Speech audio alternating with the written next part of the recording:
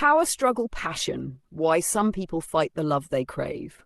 There's a type of relationship that feels like war and worship all at the same time. The connection is real, the chemistry is undeniable, but instead of peace, it's tension. Instead of trust, it's tests. Instead of two people building together, it becomes two people pulling against each other, each waiting for the other to break first. This is what I call power struggle passion, when love turns into a battlefield, not because the feelings aren't real, but because the fear of losing control is stronger than the desire to connect. What makes this dynamic so confusing is that both people usually do care, a lot. But caring means risk. Caring means putting your pride on the line. And for some people, especially those who have been betrayed, abandoned, or manipulated in the past, the idea of losing control feels more dangerous than losing love itself. Instead of choosing vulnerability, they choose power. Instead of admitting their feelings, they deny them, flip the script, or stir conflict. Not because they don't feel, but because feeling exposes them. Signs you're in a power struggle dynamic. If this sounds familiar, there are a few patterns that show up consistently in power struggle passion. Constant push-pull behavior. One day they miss you, the next they're distant or cold. Arguments erupt over things that shouldn't be arguments at all. Silent treatment used as punishment, not as space to cool down. One person testing the other, pulling away just to see if the other one chases. Blame shifting and guilt trips as a way to avoid accountability. Saying, "I don't care," while their actions clearly show otherwise. Here's the thing, if they didn't care, they wouldn't react. The anger, the jealousy, the need to argue, these are all signs of emotional investment, not detachment. People who are truly done don't need to fight. They don't need to defend themselves or make sure you're still paying attention. But when someone is scared of getting hurt, they try to maintain the upper hand. They want to be wanted, but they also want to stay safe.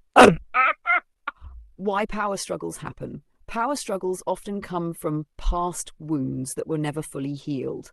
Maybe they've been cheated on. Maybe they've had people they trusted flip on them. Maybe they grew up learning that love always comes with conditions.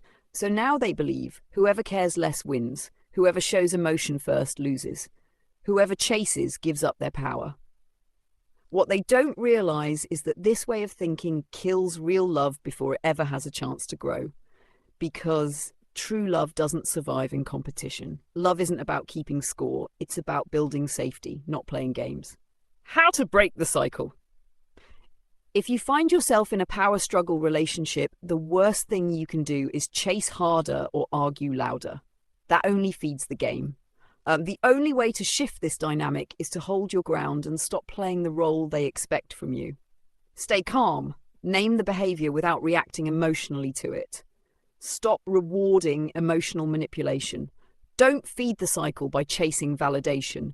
Communicate directly and set clear boundaries. If they keep playing games, let them know you're not interested in competing for love. Understand your own worth. You shouldn't have to fight just to be respected. Here's the truth.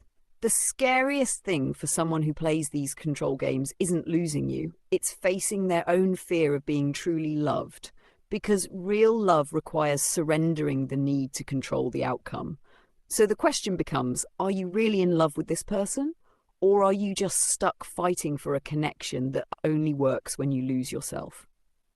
The difference between love and power struggle is simple. Love is built on trust.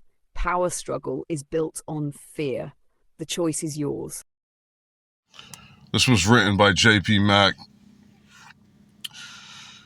If you need any type of relationship advice, life advice, money advice, hit me up. Look at my Linktree. There's a bunch of contact information, a bunch of background on this. I've been in every type of relationship, long-term, with my kid's mother, who I've known since she was 17. I met her when I was 19. We stayed together on and off 4 years. Never left, even though I wanted to. I've been in relationships, well, it's kind of hard for me to say, but I've been in relationships, thruples, quadruples, club shit, bullshit, games they play, games I play. But when it comes down to being real, building something with one of your best friends, making a best friend, there's a certain way to go about it. And I've learned that over the years. And I've also learned I don't give a fuck. That's what makes me me. Subscribe, reach out, whatever you want to do.